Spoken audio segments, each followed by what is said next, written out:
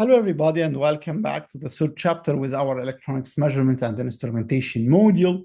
Maybe in the previous chapter, in chapter 2, we have completed 50% of DC measurements related to multimeter, ammeter, and ohmmeter, and another 50% more toward the AC measurements when we deal with the cathode ray oscilloscopes or CCROs.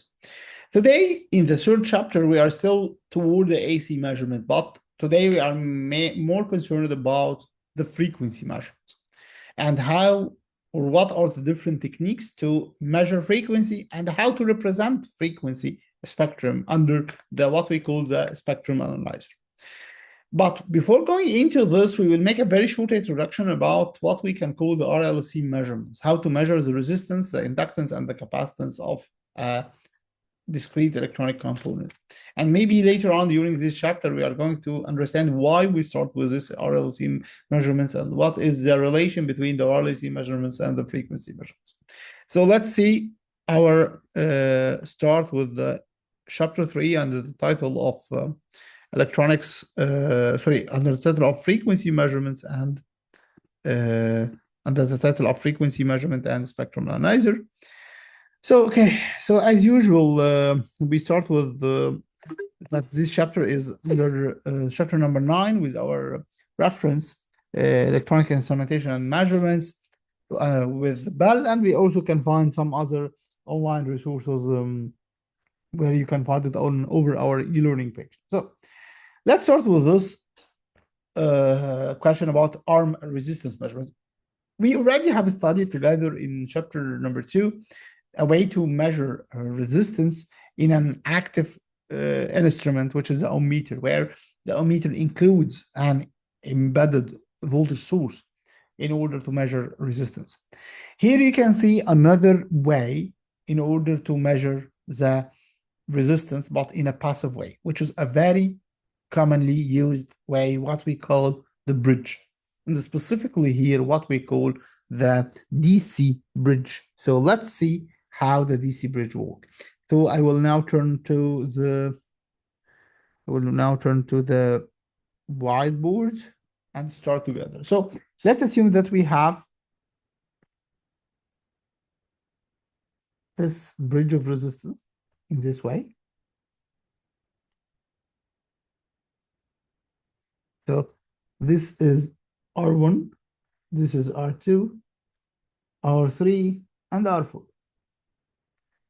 And we start to connect any sort of a meter, let's say a multimeter, a voltmeter, or let's say a voltage meter, a current source, a current meter, a meter, I mean, herein. And in order to make a balance, we will have one of these resistance, for example, R4, for example. Let's make this R4 as a variable resistance. And we consider that for these three resistance, remaining three resistance, we have two resistance known, for example, R1 and R3. And let's say assume that this R2 is unknown. Okay, so R1 and R3 are known, R4 is variable, and R2 is the unknown resistance. Now, in order to measure the resistance, it's very easy. What you are going to do is you are going to vary R4, and your eye will observing the ammeter range. Then you are searching for what we call the balance condition. The balance condition in a bridge is the condition at which the current is equals to 0. Here the current flowing here is equals to 0. So we are going to vary R4 up to reach the condition where the current here is equals to 0. And at this condition, we call it the bridge is balanced. So in order to have a current equal 0, that means that this point and this point, let's call it A and B, are of the same voltage. When A and B are of the same voltage, that means that there is no current flowing here and the current is equal to 0. So how to make A equals to B? Voltage A, if we consider that here we have an applied voltage, for example, let's call this V input. So if we have consider that we have an applied voltage V input, The voltage here, the voltage at the point A is simply a voltage divider between R1 and R4. So you can say that the VA equal R4 over R4 plus R1 times V. In a similar manner, you can write an equation for the voltage drop here in B, and you can say that VP equals R3 over R2 plus R3 times V. Now you are searching for the point at which, or for the condition at which VA and VB are equal. So if VA equal VB, that means that here we can say R4 over R1 plus R4 equals R3 over R2 plus R3. Or in other words, you can say that 1 plus R1 over R4 equal 1 plus R2 over R3. Or what we can say the balance condition is R1 over R4 equal R2 over R3. And this is what we call the balance condition. So once you reach this balance condition, you can easily understand that now you have the value of your unknown, which is R2. That's R2 equal R3 times R1 over R4. R1 and R3 are constant. R4 is the variable resistance you are measuring, so you can easily determine the value of R2, which is the unknown resistance. So this technique is a very widely used technique in order to measure the resistance. And by the way, this is one of the very accurate techniques to measure resistance using the DC bridge. So let's go back to the presentation. And here the condition I just written R1 over R4 equal R2 over R3. We can use the same concept in order to measure inductance or capacitance. So as you can see here, this is an unknown inductance, and we can use this strategy in order to measure the unknown inductance alone in the circuit. So let's see how we are going to do it. So we have here a resistance, and we have an inductance, and then we have a resistance here. So this is R1, this is L1, this is R2, and then we have R3, and then we have R4 and C4. So this is the circuit we have. So using this circuit, let's see. So we can make the same process. So the equivalent impedance here is R1 plus J omega L1. And the equivalent impedance here is R2. And the equivalent impedance here is R3. And the equivalent impedance here is R4 plus 1 over J omega C4. Okay, so let's do the voltage divider here. So the voltage divider here will be R3 over R3 plus J omega L1 plus R1. And let's do also the voltage divider here. So the voltage divider here will be R4 plus 1 over J omega C4 over R4 plus 1 over J omega C4 plus here we have R2. And as you can see, here you are controlling two variables, which are R4 and C4.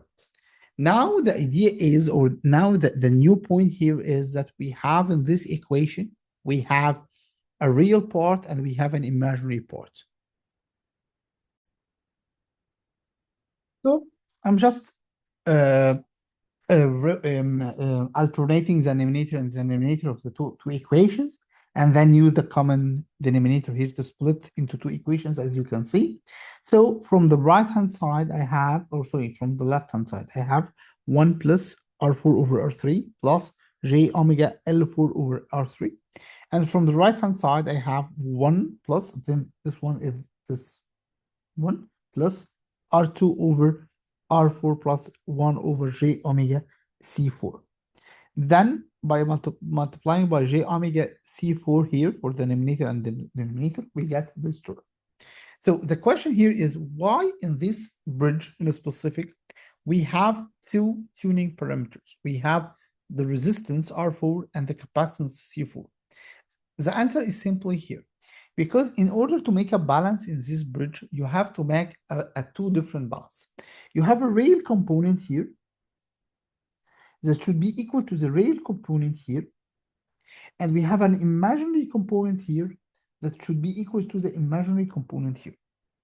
So as if you split the equation into two equations. That's why you need two different adjusting parameters in order to make the balance. And that's why in the schematic you see in the presentation, we have R4 and C4, so that R4 can be used, as you can see here, R4 can be used to tune the real part, while C4, as you can see here, can be used to tune the imaginary part. Okay, so this is another topology where you can use in order to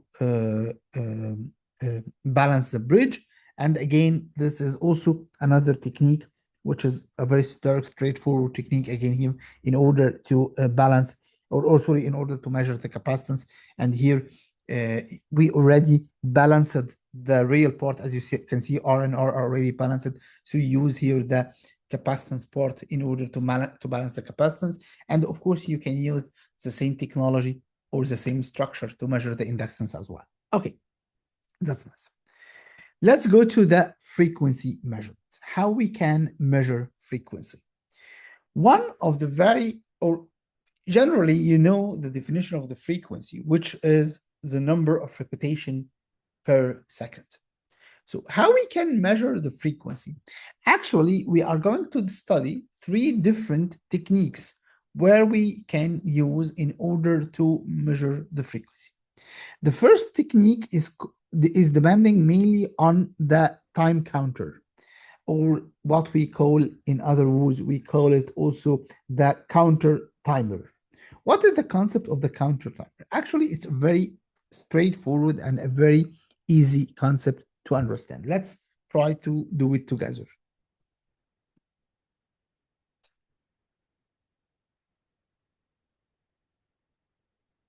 So, in a very simple manner, we have an adder. You know the adder. Sorry, we have an AND gate. This is the main input, or the main, sorry, not the main input, the main operation we do. For this AND gate, we have two inputs. The first input is the signal where we are targeting to measure the frequency. But in order to have it a very clear signal, we just use two pre-processing blocks, which we call it a controller and a shaper, in order to make sure that the signal is with a very sharp edges like this.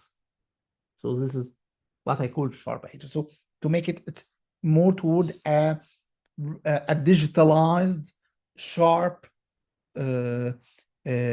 square wave or sharp edges signal. And here we have what we call a trusted clock.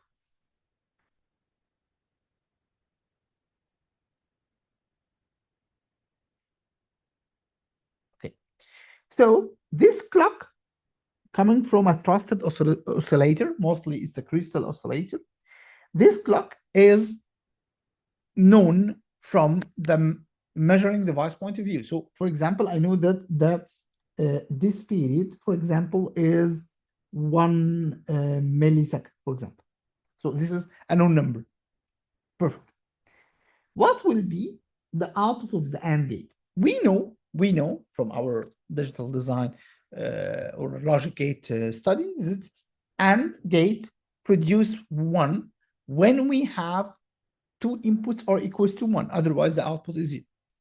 So simply, when your input signal is high, then there is a probability that the AND will work, because if the input is high and the oscillator is high, the output will be high. If the input is high and the oscillator is low, the output will be low. But if your input is basically low, that means that definitely you will get a 0 signal. Okay, so using this signal, and this is, by the way, this is our frequency, this is our period, t input, which is 1 over t input is f input, which is the target frequency to be measured. Don't forget. So the expected output will be something like that.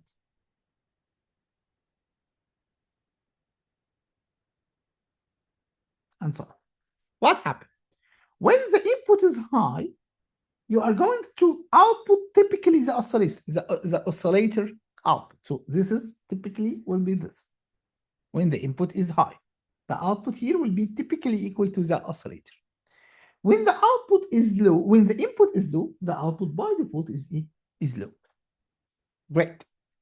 As I told you, we already know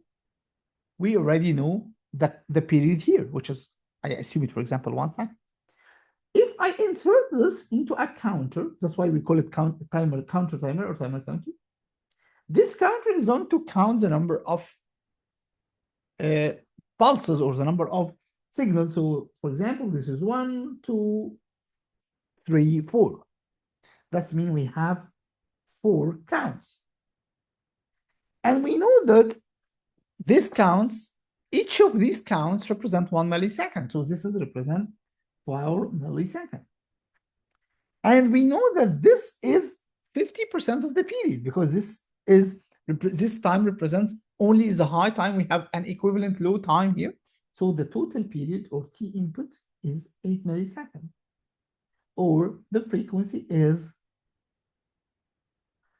1 over 8 to 10 to the power 3 hertz. So using this structure, you can measure the frequency of your signal in a very easy way. What you just need, a crucible oscillator, an input signal with controller and shaper, an AND gate, and a counter with some very easy processing, what we call post-processing for the signal. And then you can measure the frequency of your signal based on this structure. So let me return back to the presentation.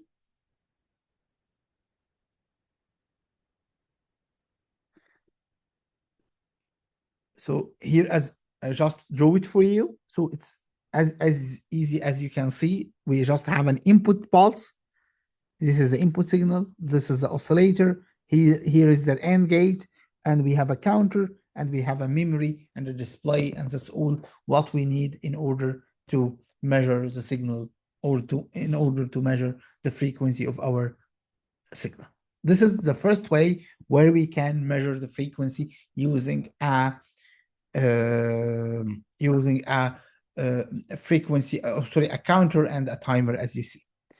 Another way to measure the frequency, which is very, very famous, using what we call PLL, or phase lock loop.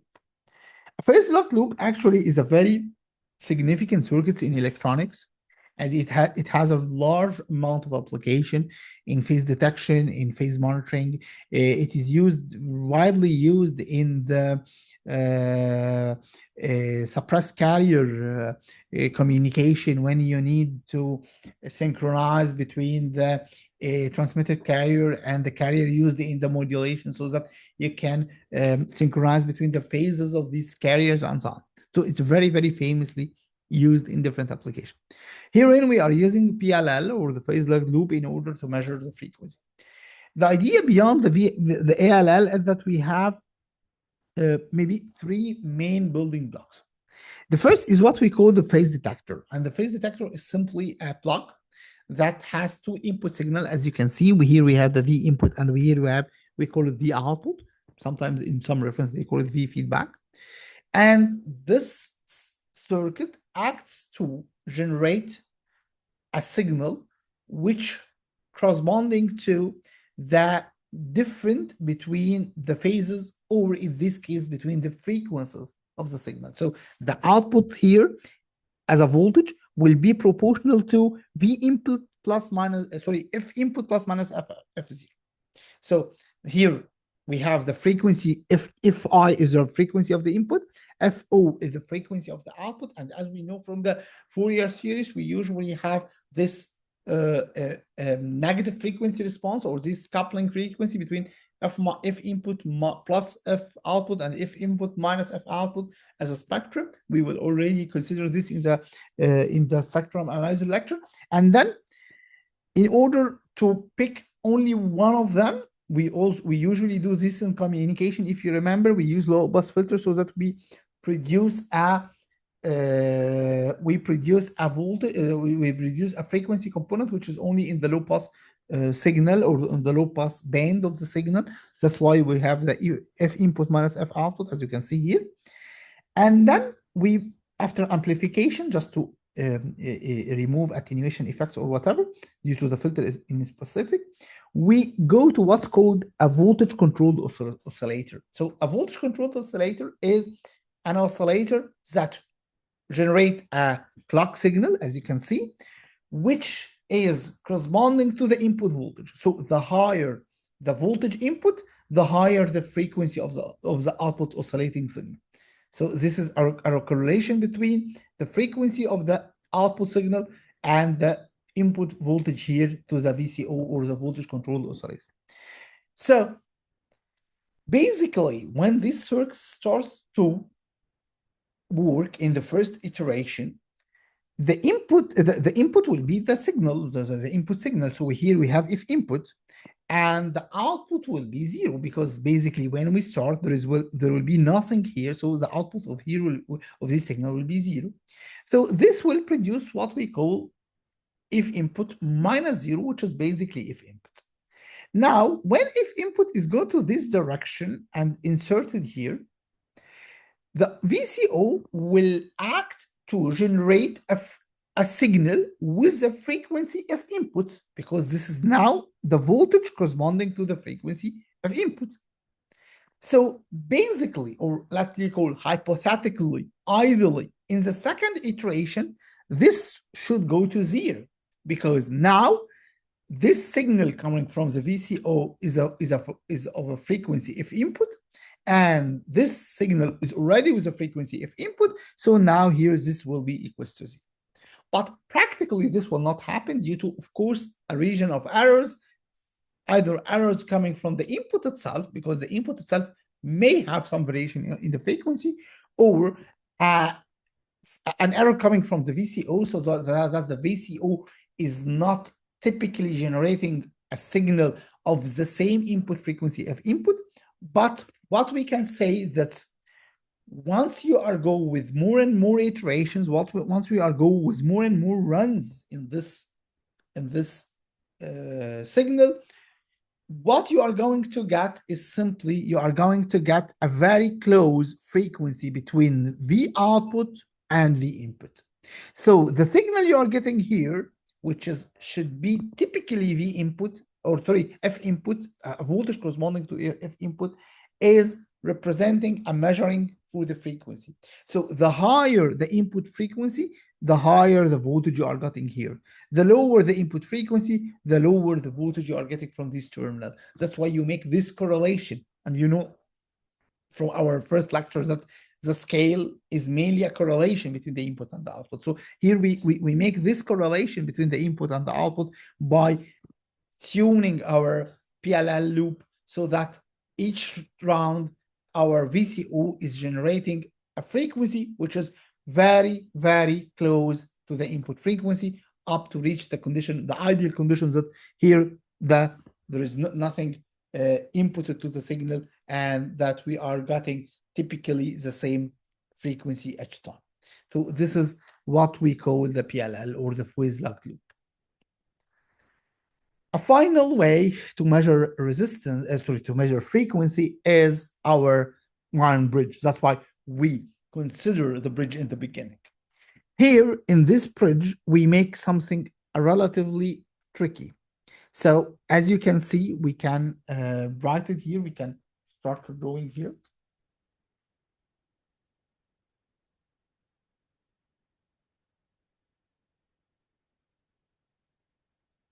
So let me turn off.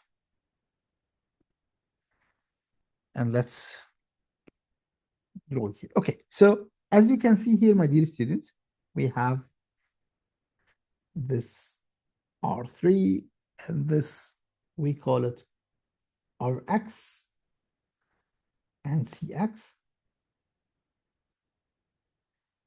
And here we have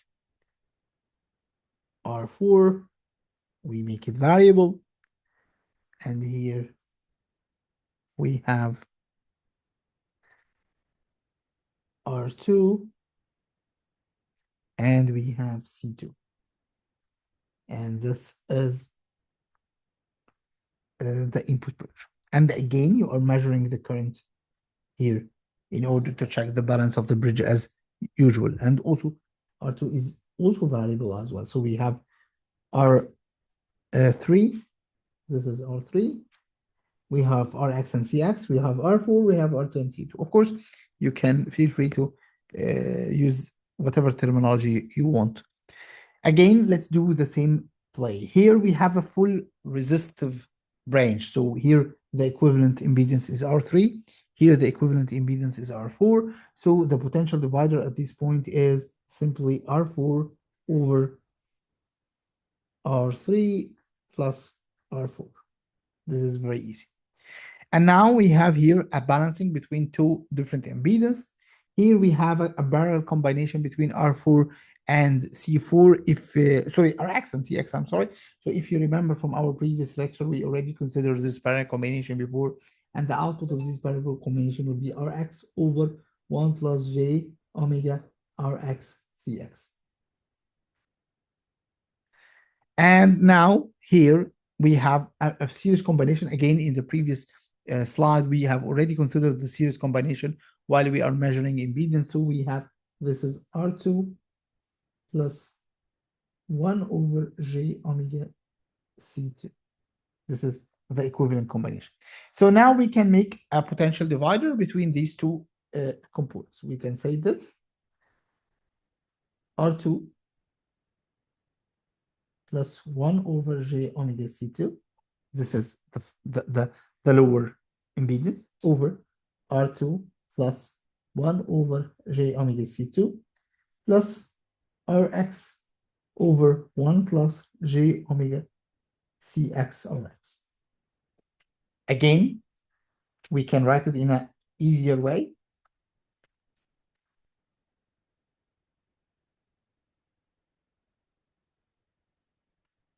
So we can say here 1 plus, so 1 plus R3 over R4 equals, and here we can also have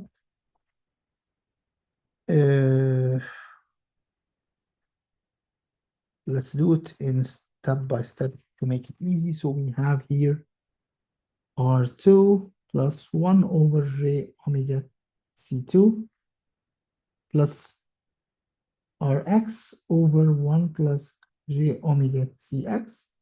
And here we have R2 plus 1 over j omega C2. So again, 1 plus R3 over R4 equal 1 plus, and then we have R2 plus 1 over j omega C2 over Rx over 1 plus j omega Cx. Now we can have this 1 j omega Cx here, so 1 plus R3 over R4 equals 1 plus. Here we have now in the denominator only R4, Rx, sorry.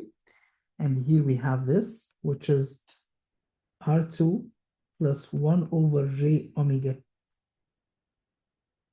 1 over J omega C2 times 1 plus J omega Cx Rx. I forgot here Rx. Okay.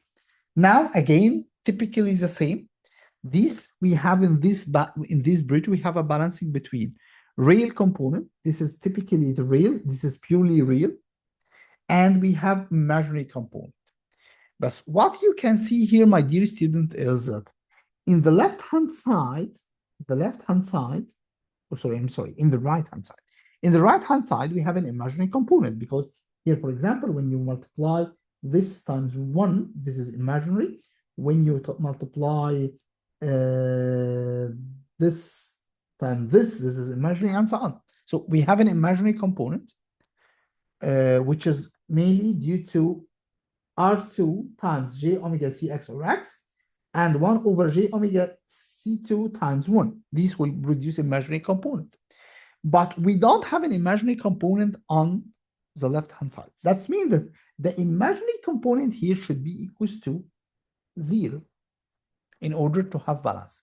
So by substituting on this equation, you will reach, my dear students, this formula. So in order to reach a balance, you have to have omega squared equals 1 over Rx R2 Cx C2.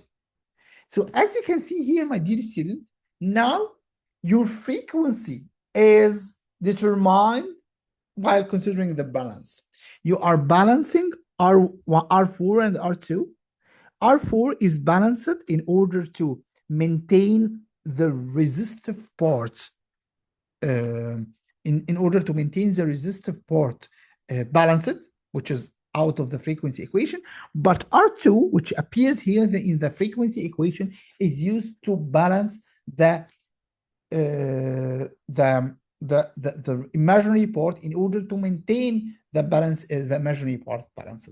And using this equation, you can determine the frequency of your source. So now you are varying the resistance in order to reach a condition where this current is equal to 0. So once this current is equal to 0, that means that your bridge is balanced.